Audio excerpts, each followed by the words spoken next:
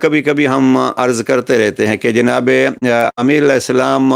نے ایک فیصلہ جو کیا تھا، دو عورتیں آتی ہیں اور ایک کہتی ہے میرا بچہ ہے، دوسری کہتی ہے میرا بچہ ہے۔ جناب امیر علیہ السلام نے قمر کو کہا کہ اس بچے کو دو حصے کر کے ان میں تقسیم کر دو، تو اب جو ماں تھی اس نے چیخ کر کہا کہ نہیں، میں اپنا دعویٰ واپس لیتی ہوں، بچے کو دو حصوں میں تقسیم نہ کیا جائے۔ جناب امیر علیہ السلام نے، ظاہر ہے علم امام تھا تو، لیکن ظاہری طور پر فیصلے کے لیے جناب امیر علیہ السلام نے کہا کہ نہیں، اسی کو بچہ دے دو، اسی کا بچہ ہے۔ جس کو بچے کے دو حصوں میں تقسیم ہونے پر درد ہوا اور اس نے نام سنا کہ بچے کو تقسیم کر دو، تو یہ حقیقی ماں ہے۔